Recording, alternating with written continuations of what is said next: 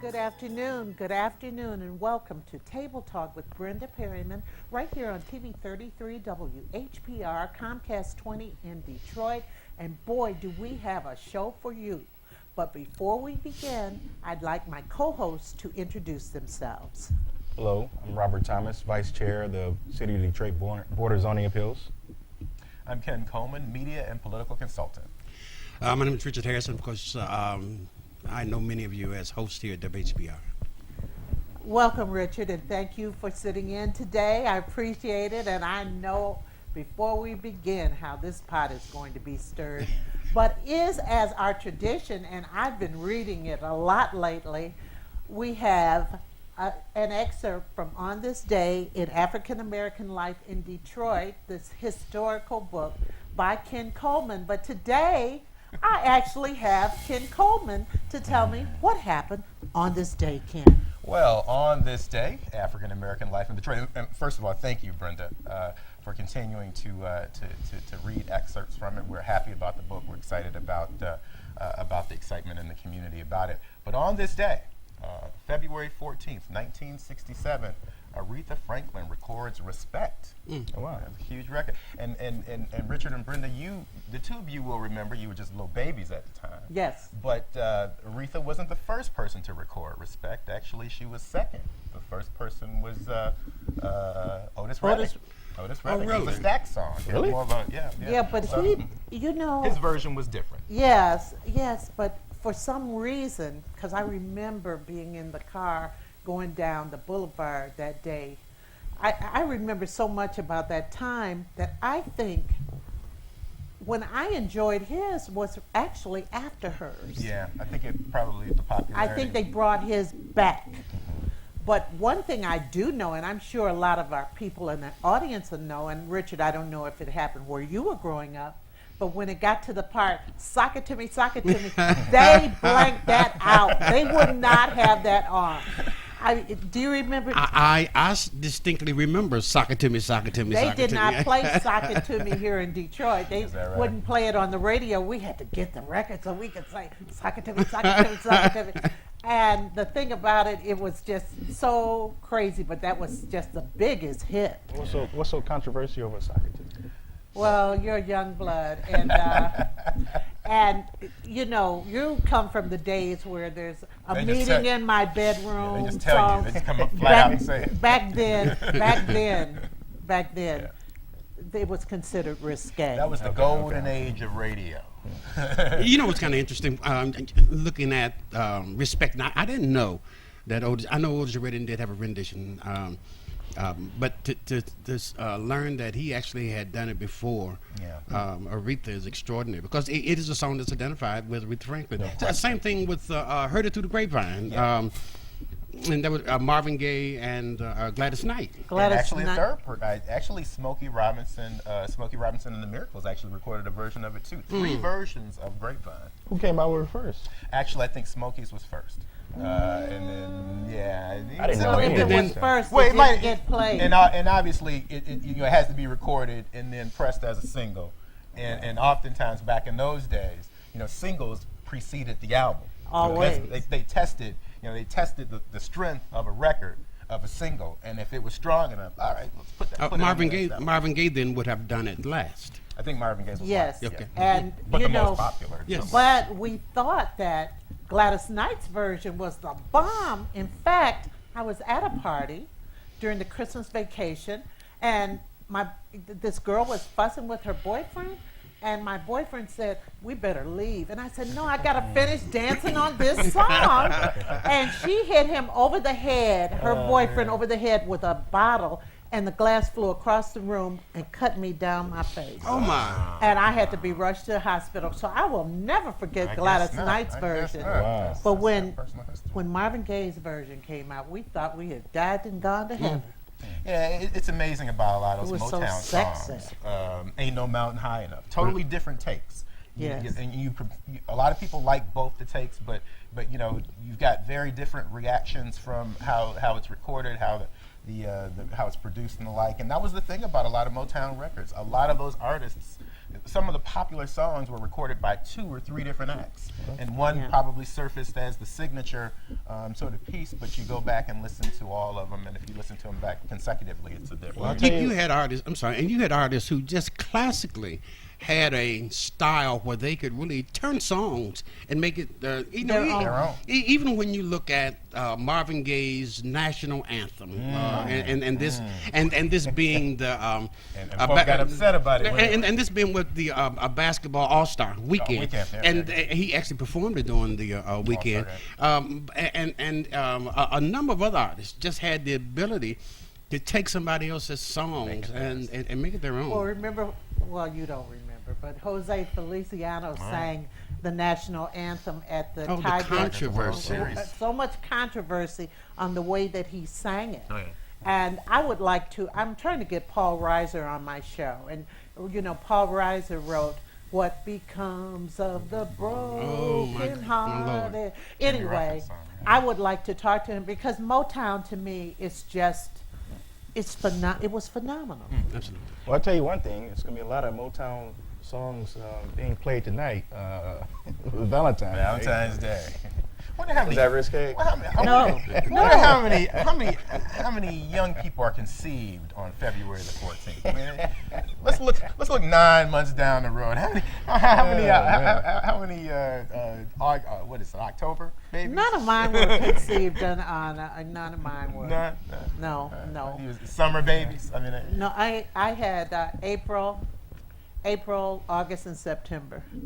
So I don't know what I was doing either. you I busy. mean, but I was married at the time. we digress. Yeah, but we digress. But the legacy of music here, and you know that Motown the musical will be here in October, and a lot of people are very excited about it. I want to be more excited about it, but I saw some of the choreography, and it wasn't quite authentic. But we'll go on to our national stories. Did you want to start that, Ken? Which one are we doing? President Obama. Yes, My Brother's Keeper. President Obama made a reference to this in the State of the Union a few weeks ago, and now it's been unveiled this week in more detail. My Brother's Keeper is an initiative to keep African American men, young men, on a healthy and productive track. And what we know about it, at least at this point, it is that to some extent will be a public-private partnership, foundations involved with government to provide programs, healthy programs, holistic programs for African American men.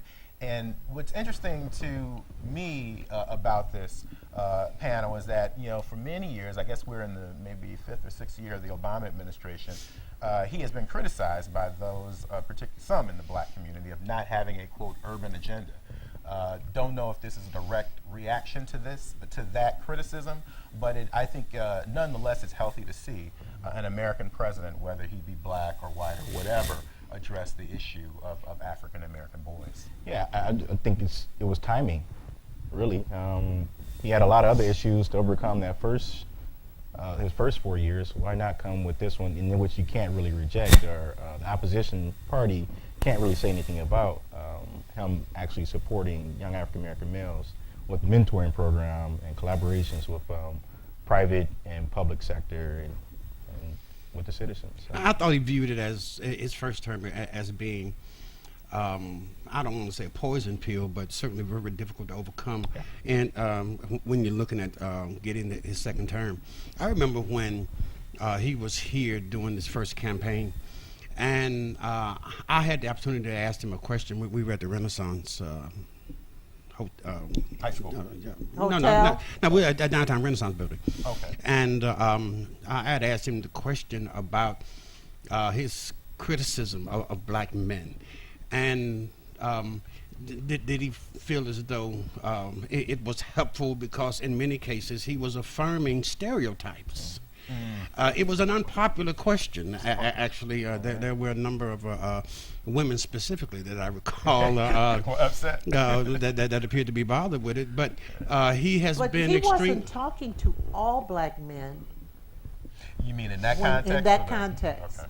Well, yeah, but he did pay a particular focus on black men. Black men, it's time to get back with your families, be more responsible. And I understood it, but it was something that I felt uncomfortable with, and was not an effective way of using a bully pulpit, and I kind of felt that it was affirming to stereotypes, and I can see both arguments, and was this the conversation at the Morehouse commencement? No, that was just last year. Yeah, that was some But criticism about I that. liked that speech at Morehouse, but Some people didn't, though. I mean, some people felt like he was, this was, talking out of Richard turn. said when he was running. When he was the running. Yeah, first and- I can't remember that one. that was a speech that he did. I think it was in Indiana, Okay, and it okay. was particularly critical of black men. But the second terms are about legacy, Yeah. right? For American presidents, you don't get another election, and you can kind of pick and choose some of the things you want to do, or if you've got a pet issue or a concern that you weren't able to get in the first term, you get in the second. Anybody concerned about the timing in terms of this being second term toward the end of the term as Sure. opposed to Yeah. the first cycle? Oh no, I mean this is the first cycle that he probably hitting the nail on the head. We're bringing this up right now. You were saying that you versus- felt like timing was Yeah. Why not implement it now versus on the heels of him leaving out? But this is coming right after all of the violence in Chicago with minority males, which I believe he announced this in Chicago.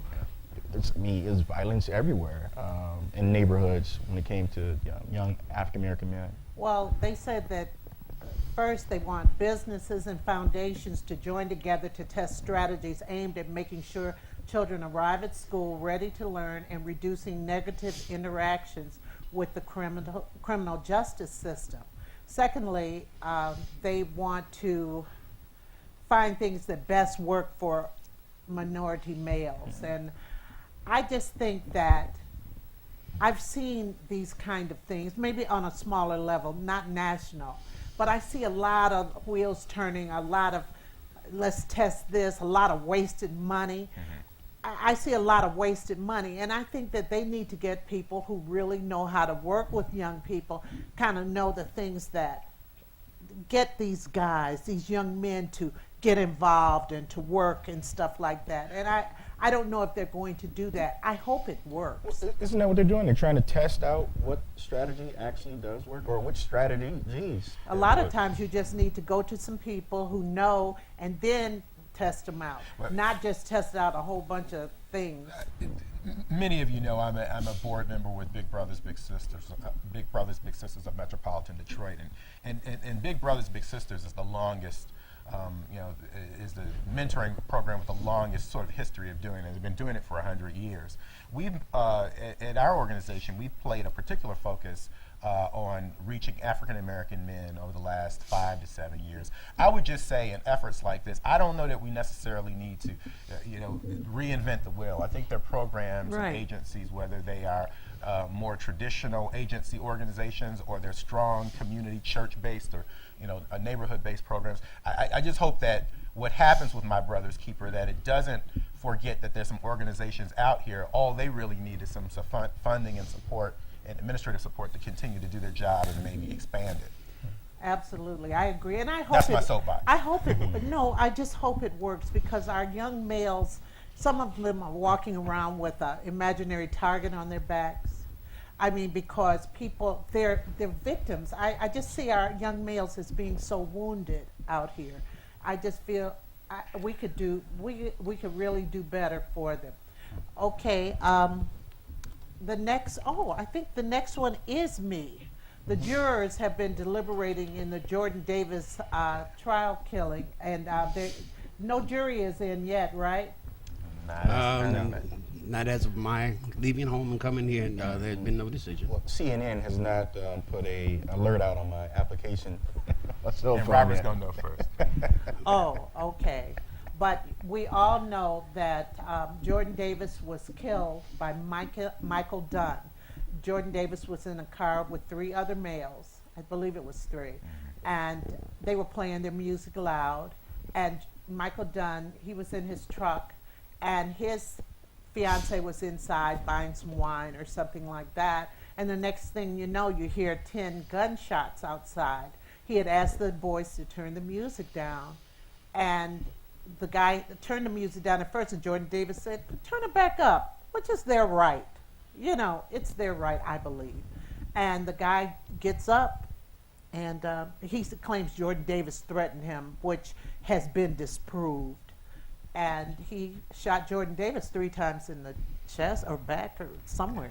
He actually definitely one time in the back. Yeah, but there were multiple, a lot more shots than that. There wasn't were I thought he 10 sustained. shots. Yeah, I thought he sustained 3 wounds. I think he And was one was in trying the to back. kill all of them, or shoot all of them, I Well, think. he wasn't. He clearly was not trying to maim, and you know, I remember 6 months ago or 8 months ago, all of us sitting here, going over the Trayvon Martin case and waiting for a ruling on it. It's eerily, reminiscent of what we just kind of went through as a country, watching this trial, nationally sort of carry itself out. I'm not there. I don't see all the evidence, but it clearly seems to me that this is a cut and dry case. Yeah. He's clearly guilty, and I just hope that justice is carried out. in this regard. Like we stated last week, it seems like it's more evidence that he was in the wrong in this case versus, of course, versus in light of the Trayvon Martin situation. So, and I don't believe too many people were following it like they were following the Trayvon Martin's case. There's a lot of people just a little bit standoffish about it because of one of the reasons, because of what happened in Trayvon Martin's case. The deliberation came out with George Zimmerman was found not guilty, but another part is they think this is cut and dry. So Well, they had a more diverse jury in this one. They had I don't want to compare the dynamics other than we're watching in a national sense. We're watching sort of a national case go before our eyes, and we've all got our opinions and have our concerns. They are different cases in a lot of in lots of ways. Although it's African American men. Again. Well, I think Goldie boys. Taylor.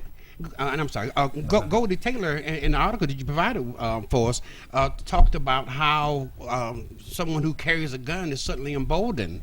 And to that extent, this may be 2 young men, two children who would be alive today had not these individuals been emboldened by the fact that they had easy access to a gun. And they considered the life of a black youth not worth a plum nickel. And I believe that part of the aftermath of the Zimmerman killing of Trayvon Martin was a psyche that I think Signal saying, that you can kill this one. And in fact, Stand your ground. even his letter that talked about the more he engaged and encountered black people, the more he understood racism and felt racism was justified. And this was one of the letters that he wrote.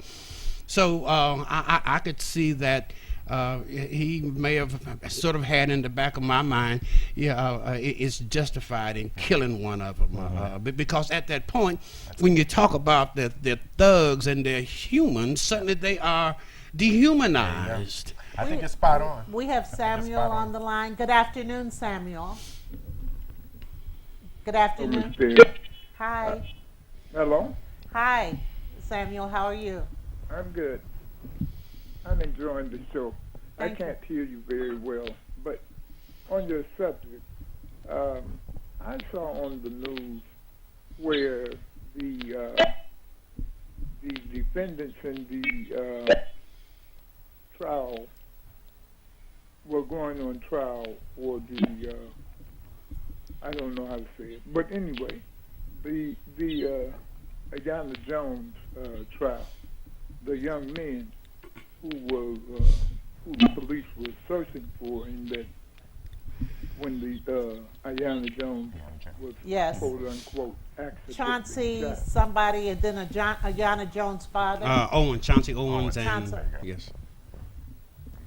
I can barely hear you. Oh, we said Chauncey Brown, was it? Owens. Chauncey Owens, and then Ayanna Jones's daddy. They were Yeah. on the trial. Yeah. Yeah. In fact, they've been both They found didn't say guilty. anything about the cop who killed Diana Jones. I mean, he should be on trial, not just the. I mean, it should at least be reported.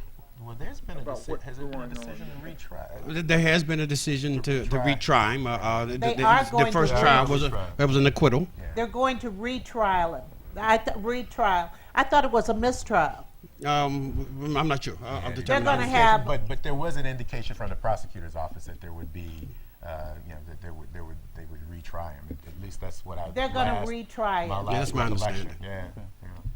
But Carl, you were Sam, you were making a connection between the two. I can't.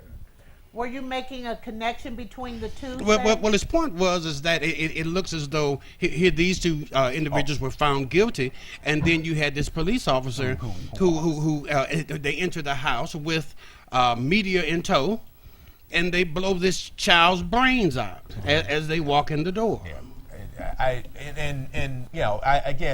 I believe at least in that case, I think you're going to see that retried. I mean, that was certainly the indication at the completion. But Samuel, could you hear any of that? Yes, and I think Richard says very well. But I think that it needs to be mentioned and more publicized. Right, Because there was right. just a blurb on the news about it. They didn't say very much. yeah. Thanks for taking my call. Thank you for calling. Thank you. All right. Have a good afternoon. Uh-huh. And so, yeah, Goldie Taylor made some excellent points about this case. And I always say when something like this happens, when you hear of a young black child, you have sons, you have a son, I have a son. We always think of that. And I have grandsons. And we always are concerned about them being out there and caught up, because I remember being in cars when I was a teenager, and we were in cars. Remember, we got in cars and we were loud and we were crazy. Sure, that's right. That's where you. That's right. Yeah. That's what you do. That's a rite of passage. I still do it. I know you do. But you know the law, though. Yeah. Which We is an have important point about it. Tom on the line. Good afternoon, Tom. Yeah, good afternoon. Hi, Tom. everyone. Hey, Tom. And look, let me say this up front. I am so glad that they convicted Chauncey, whatever his last name Owens. is, and what's his name? The Jones. baby's daddy. Because that baby died when Chauncey Owens shot and killed Jeriel Blake up there on Mac and whatever corner it was. Because I mean, this was a a tsunami, a wave that started right up there on that corner, and that baby is dead right now because of them. Tom, how can you say that her death is the result of these cascading events? I don't see the relationship. When you have No, police this is what I'm officers saying is that raid a house at midnight, there's indication all over the place that there are children in the house, and that they have 48 hours that they are performing for, and this police officer walks in and blows this child's brains out. I don't understand the relationship other than the bloodline. Tom? Might have lost time. Tom, call back if you can't. Hello? I'm going to try and talk. He's there. Oh, I kind of hear you. I kind of hear you. Can you? I am a father. Well, hold on, Tom. Hold on. They're trying to fix it. Can you call right back? Tell them to call right back. Because Call back, Tom. I view it as it was inappropriate behavior. You have a police chief that actually, I think, lost their job, and this is one of the elements that came into play with this in terms of how this thing. Bigger of trying to create this reality, situation that's sexy, at least for TV. Well, that's absolutely. explosive, and it's got all the trappings of a Well, reality show. All the elements of 48 hours. 48 hours. Yeah. Tom? Yeah. Okay, we're back. There we go. Okay. But what I was saying was, and I can't think of his name, but had he not given that gun to Chauncey Owens, and because Jeriel Blake supposedly looked at him wrong and dissed him. And, you know, that baby would probably still be here today. And don't get me wrong, I understand when people leave this world when they're supposed to, okay? And maybe she wouldn't be here today, but perhaps it wouldn't have been because of that incident. And that incident right there led to that baby being you know, dying as a result of, okay, the first 48 or the last 48 or whatever they were doing over there that night. But I am so glad that those two clowns, and I'm insulting clowns, all right, that they got their just due. And I mean, the only thing I'm so, you know, kind of like ticked off a little bit about is that my tax dollars have to go to support them. And let me say this one thing, and then I'm going to go. In regards to this situation out of Northland, I don't believe, matter of fact, Northland should not be boycotted.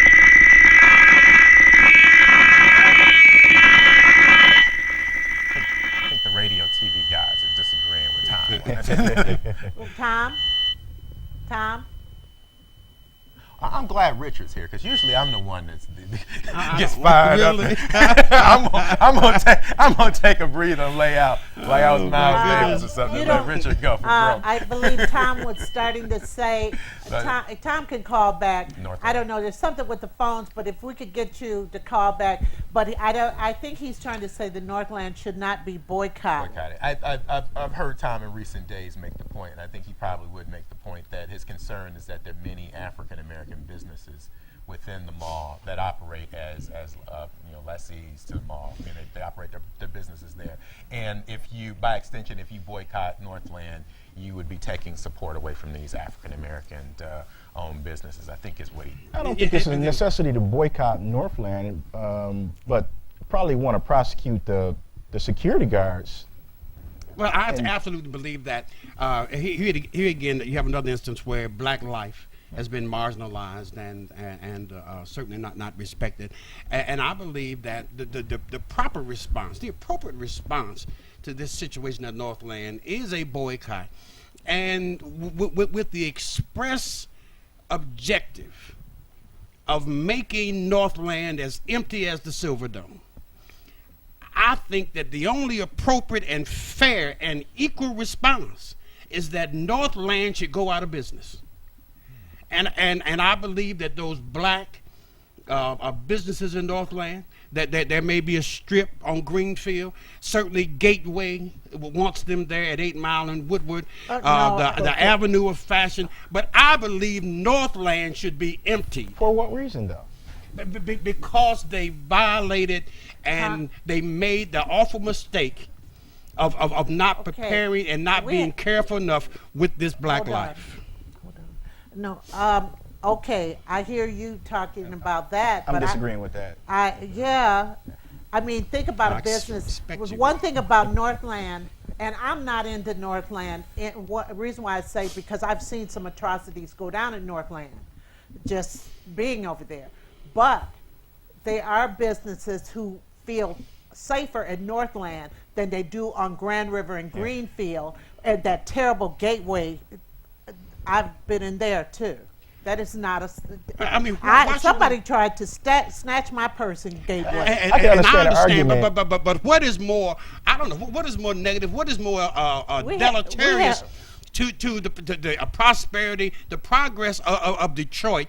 When you have L. Brooks Patterson that says black people should be fenced in, fed corn, thrown in the corn that they've grown, pretty much symbolizing how they've taken the water, and this is something that we have built by and large with our tax dollars. So they want to feed us with our resources, and then I think the symbolism of throwing in blankets was to represent a sort of genocide, because it's what they did with the Indians by giving blankets with smallpox. So to extend that, the entire business community in Oakland County I would certainly should be boycotted, we have a couple of calls, and gentlemen. Northland should die. Look, we have a couple of calls because I've said that several times, and I have been. Well, Richard, I'm not going gonna to have to respectfully disagree Tom, let me with just you say because this. the mall in and of itself did not have anything to do with that young man dying. It was a security force that ended up, with that situation. Right. The bottom I agree line with comes that. down to this, Richard. I Black folks agree. ride around in this city shooting and killing black people every day, and there's no outcry in regards to that. What's the And that- relationship? and this There's nonsense absolutely that no goes- the mayhem that relationship goes on in this of city, what it's you're got to saying stop. with People what have occurred got out to of be- Northland. They've got to stop selectively protesting. And I mean, now L. Brooks Patterson, that's one thing. But Northland, and as Ken said, he heard me earlier, and Brenda stated it well. There are black businesses out there who have other black. I let don't me tell understand. you. I would love to see I those. have. Understand I've the tried to angular do. Wait a minute. logic. I am one person on this panel. Hold on, Tom. I am Tom. Hold on. I am one person on this panel who actually tried to do something about Northland. I don't know what everybody else has done, but I did write for the paper, the Southfield Eccentric. I was a columnist, and I wrote down all the things that I saw wrong. I told people that until they up their game, because I had students, I took my students there for lunch one day because we had been out performing, and they tried to go into the restroom, and somebody blocked the restroom door because there was a drug deal going down in the restroom. And there were so many things happening that I got calls. The people at Northland, they came down on me. I didn't care. I said, what did you want me to do? Lie? So I see what you're saying, Tom, but for a long time I've been saying, maybe they can find another place for some of these people who are working there too. But we have Samuel back on the line too, so we're going to go to the next call. Thank you, Doll. Appreciate it, Tom. Thanks, Tom. Samuel? Yes. Yes?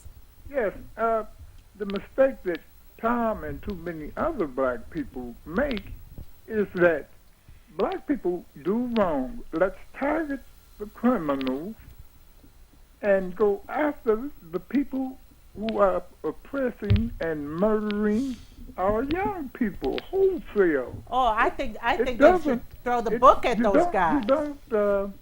Of course, we're all fed up with black people shooting black people, but we are equally fed up with giving white folks a license to kill our youth. And that's what's happening. When a black man shoots another black man, he goes to prison. When a white Sometimes. man shoots a black person, in recent years and in recent cases, they seemingly go free. We're not They talking have a badge. Well- Their white skin seems to be a badge to let them have a license to kill black people. I don't care if the guy's radio was too loud. I don't care if they were going after the two guys in Ayanna Jones' house. If they killed a black person unjustifiably, they need to go to prison. Thank you. Thank you very, very much. Well, it seems like we could talk about this an awful long time, but the whole theme here is the value of black life. Yeah. It's the value of black life. Yeah, and that's what I was disagreeing with you about, Richard. I'm thinking of the fact that you probably should go after the security guards first before taking action against the facility housing the security guard and where the death actually occurred. But Now, if maybe there wasn't. if they're not doing the anything security about guard should have had some kind of protocol. They must have Which been. is So they could be allowed to have done prosecuted. by that. the management. But they could be Which has to prosecuted, be though. established in part by the management. Right, I think it does. I don't want. I guess I split the baby, and it might sound like I'm coming down the middle. But I think there's some. I think all parties have to be accountable. I'd also would, Oh, would and say. go I'll on, just- go on, just- 'cause I I would got also something say, to say, Richard, since y'all is brought that this up. if I am leasing space in Northland and I'm a store owner, it's going to be incumbent upon me to challenge the mall management to do the right thing, or else I'm going to take my business away. And so, look, I think I'm certainly not in support of a full-out boycott, but I understand your point. I'm concerned about the African American business. Look, the reality is we all know who go to Northland now. I mean, Northland hasn't been a majority mall in terms of its clientele and businesses probably since I was a kid, and that's been 30 or 40 years. And so, and Southfield is a city that's 72% black. This isn't Lord and Taylor in 2000. Sure. at least to that extent. At Fairlane. At Fairlane, sorry. So I've got some sensitivity to Tom's point. I just want to say this. If you're going to tell the story, tell the whole story. Okay. I heard Reverend Charles Williams last week he called into Al Sharpton's show. He didn't tell the whole story. Okay, the security guards were dead wrong, and I think they should be prosecuted. I hated seeing that child lay there like that.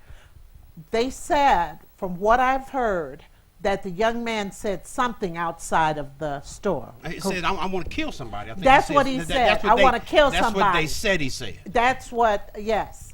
But here's my thing. I think that Reverend Charles Williams should have incorporated what was said into the story. When I heard it, if I wasn't a person who knew about that and I didn't live here in the Detroit area, I would have said, wow, and they just came up on this guy and they just did that and the other thing. I don't know what happened, but you got to tell all sides of the story. What difference did that make? If he No. says he's gonna, they already eliminated the threat. by putting Yeah, it on the but ground. Charles Williams said he did not mention that part. I think that part should have been mentioned anyway. If you're going to tell the story, tell the whole story. Don't divide up the story. Mr. Lewis. See, and I think it is Solomonic wisdom to say that you teach people how to treat you, and I think the Jewish community establishes it with All the just time. wonderful examples, and they're swift and they're sure, and they are intimidating and enforcing. And everybody Won't be disrespectful. walks on rice paper concerning their most important issues, and I think that that's effective, and I think that we should participate in an example that demonstrates that clearly. And when we strategically withdraw our monies, I think that we send a message that they understand. And so I don't think that the shutting down of a Northland is too much, or bringing Oakland County down a few notches, being one of the most prosperous counties in the country. When you have an executive like Elbix Patterson that plays dirty, who creates an image of Detroit in order to beat Detroit in the game of getting business. And you don't see any difference in just to stay in Oakland County for this scenario. I talked about Fairlane before, but and so obviously you take the same approach if this happened in Somerset, but you don't see the difference in Somerset in terms of who occupies the space, who shops. Well, I guess it's probably debatable now. Many black folks go to Somerset now, but, Yeah, absolutely. but I don't know. I don't want to name it's a businesses. minority We have Sound to like I'm move on, promoting. guys. But, We have but their businesses there, I think understand. that I would hate to see them go because they've been reputable businesses. And on And top of quite that, frankly, on top of they're that though, African-American on top of that though, you're not That's going to my put a point. dent into Oakland County's budget by shutting down Northland Mall. Northland. You're not going to put a dent in it. at all. I believe that Not even a smidgen. the extra members of the police force in Southfield comes from the dollars that cross 8 Mile every day. The very fact that there are more recreational centers and all of those quality of life issues are being funded because Detroiters spend their money in Oakland County. Well, another thing that's been important. Maybe here now- Oakland County, but Southfield, I don't know.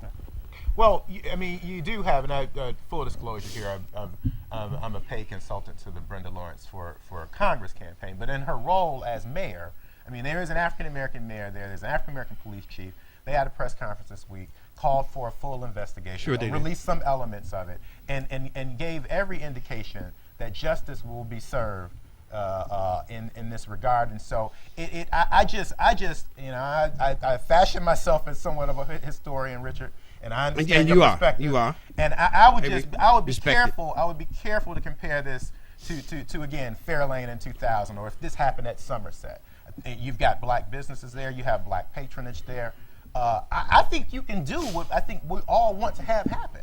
have some standards, have some policy, have it all initiated, whether it has to come from Lansing or from the mall itself in terms of the next vendor, because I do believe that the current vendor probably has to go at this point, but the next vendor, the next security vendor has to have a set of standards that respect life in all cases. I think you can have both, have the cake and eat it too, if you will. I don't know that a full-fledged boycott is the only solution. That's my point. Yeah, well, and not only that, it's going to affect the tax base of Southfield more so than Oakland County. But I mean, this gets to be the zero-sum game, and either they'll get it, and their quality of life is supported, and Detroit loses in the process. And I believe that this is that's not the lesson we want to learn here. Because if those dollars were being expended here, if those businesses came across 8 Mile, because they strategically set themselves right on 8 Mile. Hold on. Let me just do What's this. wrong with that? Let me just do this. Well, it's strategic. 250,000 people left Detroit in the last 12 or 13 years. Probably 80% of them are black folks who live in southern Oakland County. So again, this isn't, the whole 8 Mile piece. I think, quite frankly, with all due respect, you're my good friend, I think that's a tired argument. Only because now we're talking about black folks. I mean, that's a city that's got black, it has a black mayor, has a black police chief. A lot of those vendors in there are black. And we all know the patronage is black. I mean, and so we aren't talking about on the other side of the tracks thing. And But we are talking about a zero-sum game. If they have it, then we lose. People in Detroit make decisions to go to Oakland County every day to shop. And they've been doing it I'm 46 years old. I grew up a mile away from Northland. People ran Northland, then they ran to 12 Oaks, then they ran to Somerset. Those were black folks, Tom.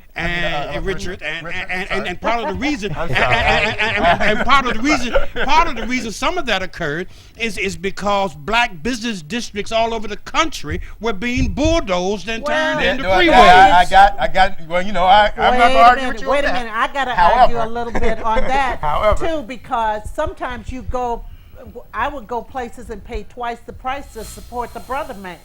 I mean, seriously, I have done it. And some people leave on the sake of safety.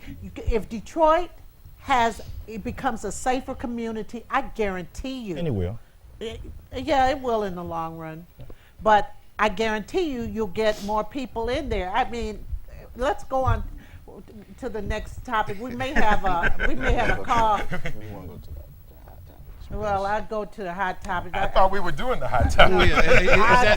Is it Michael Sam's? If we have a call, I'll take the call and find out the caller's name. Hello? You're on the line. Hello? Yes, hi. Who am I speaking How's with? everybody doing? Right. Fine. Fine, thank you. What is your name? Andromeda. Hi. How are you, Andromeda. Andronita. Right, pretty nice. How you doing? I was wondering out the Fairlane, how many people then got killed by security guards? I know of one named, his mother's name is Cece, and it's been over 10 years ago. How many people have got killed out there hollering that? This is the second one. I knew Cece's son when he got killed, and that's been quite a while. He was hollering, I can't breathe, I can't breathe. And this brought me back to the same thing the other night of he hollered, he can't breathe. Now, how many people have got killed like that? There was the Finley case. At Northland. I believe it was 2000, the Lord and Taylor Finley was the last name. I forget the brother's first name. And there may have been others. Obviously, that was there was one in I a know I had seen drugstore. too. And poor Del Brooks Patterson, I wish they could knock his ass all the way over to Northland. Y'all have a good day. Wait. Bye-bye. I hear you. Okay. Well, I think a lot of us are with you on L. Brooks, but okay. Thank you. We got to go to one local story, and we're only going to spend a few minutes on it because we have only 14 minutes left in the show. Yeah. And the show, this is the fastest hour in television. J. Rue Campbell was arraigned on assault charges. Oh my! And the lawyer says the football star is remorseful. Yeah. what are your thoughts? Well, let me start out. I think because I think there's going to be some more passion, to be sure. But we got. Look, when prosecutor Kim Worthy, who is an African American, handed down these charges, my initial reaction was, I'm comfortable with the set of charges. Now, in the days since I listened to a radio show on the way here, and there was a lot of conversation about, we're going to send this young black man who's got a chance to make millions of dollars, a football player, to jail. I don't know. I guess part of it is, and Robert, you're the lawyer here. I don't necessarily believe that this felony charge is going to hold up. I mean, it can be pleaded down. I don't know if our choice should be to administer a very important lesson to this young man, or he's going to prison or going to jail. I don't know that it has to be one or the other. I think there's something in between there. I don't think that he's going to be charged with a felony and go to jail. The bottom line, he needs to be charged with something. He does need to be charged with something. And for a lesson we learned, no one else can do this. And I know there's some warm and fuzzy feelings about the misdemeanor and the felony he's being fuzzy. Yeah. It's folks out there are really just, hey, he shouldn't be charged at all. Let him go. He committed a crime. He assaulted another man. The guy put his hand on him. So what? So what? But I'm talking about extenuating circumstances. A guy put his hand on him. Well, how about using the influenza defense, where you have a white child, similar age, who kills 4 people, and the charges or his defense is that because he's been coddled, because he's had this special kind of protective life, that somehow he should get a different kind of structure, a disciplined structure, and maybe he goes to a Camp Cupcake for 4 months, an open-ended kind of a situation. But this is what this white child received. You're dealing with a child whose father has been incarcerated. You're dealing with a child who has established caste as a football power and has taken numerous hits. He has taken numerous hits to the head. He has and he's in a violent sport, and this child needs an advocate, and I don't think this child should spend a day in will. jail. He won't go to jail. He's not going to go to jail, but something's going to be. He's going to be. He's got to get something's going to punished. happen. He has to get punished. He has to get punished. Richard, and I don't know what their relationship was. Are you saying and he may have put his hand on this child. You're not going to help the African American community. So you got to hold them accountable.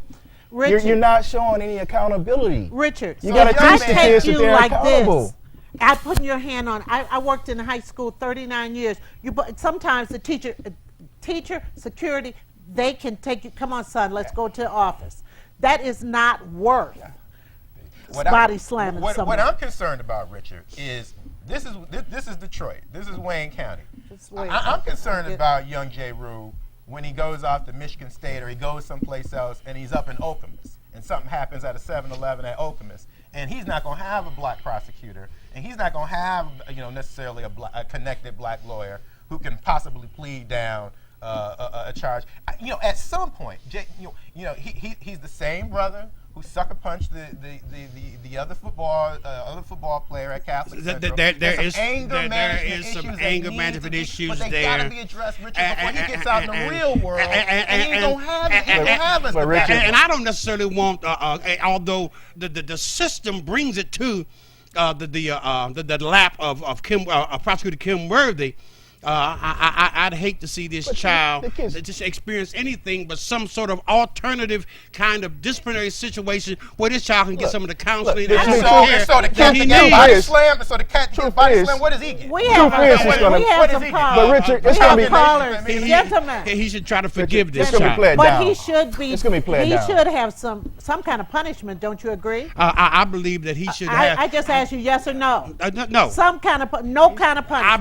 I believe line. believe he deserves We some have care, Linda on the and I believe line. that there That's should be crazy some kind right of there. psychological. No. How is it crazy? Hi, Linda. See, what it is Linda's that on the you have phone. been subject to Okay, the well, kind of what I wanted conditioning to say that about says this that there young should be man, punishment. I think that's he insane. needs some help and some guidance. He don't need to be slapped with a felony. Why is it that we vilify our kids and demonize them sometimes worse than Criminalize. everybody else do? Little white kids, the first thing they do get a slap on the wrist. Oh, they just being kids. I Next don't think thing he's you gonna know, you get a see them felony, running though. companies. Look at Bush. He was the president. Yes, he does need to be disciplined. He needs possibly I'm some help. But I don't think he needs to go to jail. I think this conversation And we that's all had I have after, to say. You have a good day. after the actual Thank verdict. you. And Because I think he's going to plead down to a lesser charge. It's going to wipe away the felony. He's going to have probably a misdemeanor, Jeff Edison. but it's going to pull him out of the felony range. Jeff Edison is a great one. And he has And to I be don't think there's any expelled way- from Detroit Public I Schools. think the state law is pretty clear. I mean, I worked for Detroit Public Schools for years. I don't believe that he can come back to DPS. I think he's going to have to spend his senior year someplace else. We have That's Ponda state on law. the line. Good afternoon, Ponda. Hello? Oh, hello. What is your name? Hello? Hi, hello. Hello, can you hear Yes, us? hello? Hello. Turn your Yes. You're on the air. Maybe you can hear me better. Hello? You're on the air. Okay, yes. I want no one mentioned about the little 12-year-old girl. After that incident, she was slammed also by a security guard, and no one mentions that. And the prosecutor said they don't have enough evidence to prosecute him. This is a 12-year-old young girl. Well, we were talking about one case in But there was an issue when they changed security guards and they went to Securitas, which is this company that has Right. corporate offices in Switzerland somewhere. I worked for Detroit Public Schools when Jamal and Daryl were security guards too. I mean the whole security. I mean, look, Richard. Look, We like disrespected every- them, like too. every Their other- like argument every other was black man, is that Richard, we I'm know. concerned about incarcerating young black men for the sake of doing it, but at some point, We got to be careful. At some point, Turn your this radio is- with the down. clown. You guys are pouncing.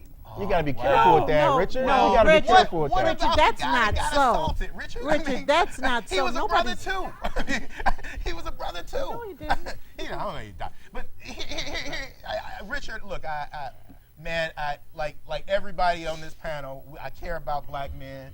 I mentor, you mentor. We all are doing all that stuff. But at the same time, Richard, there was a point. Will Robinson would have put his foot in J. Rue's behind. Absolutely. And so what I'm talking about is, and I don't know Brother Wilshire, but at some point, we as black men, coaches and everybody else in his life, have failed him. He's got to learn a lesson before he gets out in the real world. And then he's going to go to jail for real. He's gonna go to prison, If we have failed He's them, gonna go to prison. then we should accept some Absolutely. responsibility for that. But he has a but- father that's been incarcerated. so we he gotta has a step in and system say, young man, that has failed him. yeah, but and I'm do gonna we step up. have to criminalize him to teach him? Well, Yeah. I don't know that he's going Yeah, to jail. yeah, I mean, we I do. started out by saying In that that case, I don't we think do. that's the case. He's got to be held accountable. But he can't walk. He has to be held accountable. He can't walk. And he Richard. I mean, needs to be you know, suspended from Detroit You Public sure, Schools. you I don't setting a think that's- precedent I here. mean, expelled, not I go think back. that's going to happen as a matter of Right. course. He has to be think that's gonna expelled happen, because, of course. regardless, you cannot put your hands on adults at the school. You just can't do it. And I admit, agree with we that. failed him as a community. And I mean, I'm not throwing him out, obviously. I'm But not what either. But what I'm saying I love is, boys. there has obviously been, with all those challenges, and the other part is, take a number, man, because there are a whole lot of brothers But who you're gonna who put ain't got a him father under at control. home, who ain't You're got gonna put him, but a 17-year-old child. Are you going to put him under the control of the criminal justice He's not system gonna to see teach it. him? He's not Some going of to this- see some the of this light of day conversation.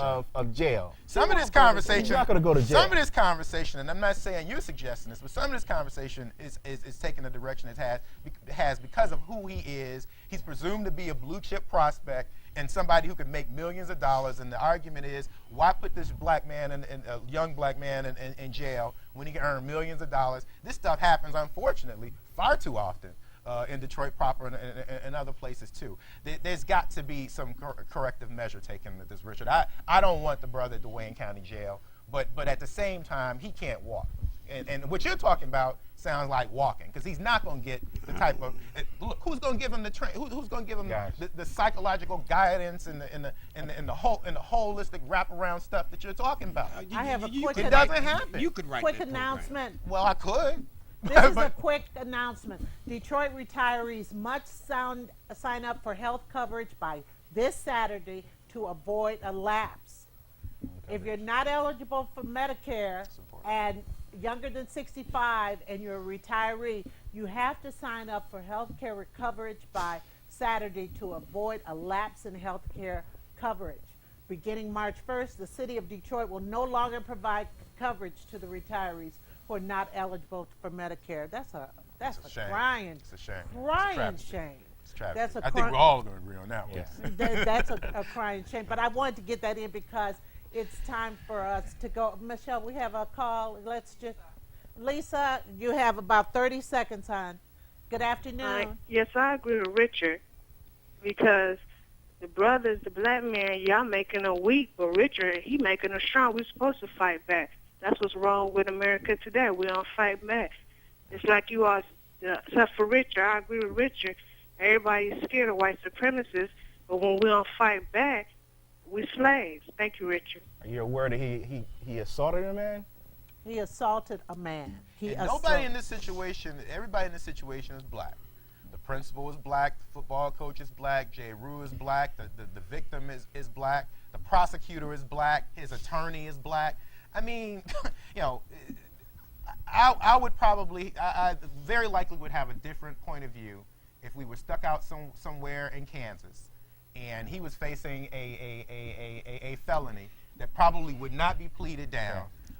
You know, I might take a different point of view, but from the view I sit, you know, I'm comfortable with my position on this, and I respect yours, Richard. But I just I respect the family that got an attorney and a judge to be convinced that this child who killed these four people. Well, I think that family. And now he's going to get some psychological training. That's crazy. It's unfortunate that the family is going to suffer, but what they did was they fought for their child. Okay, we have to. And I respect that.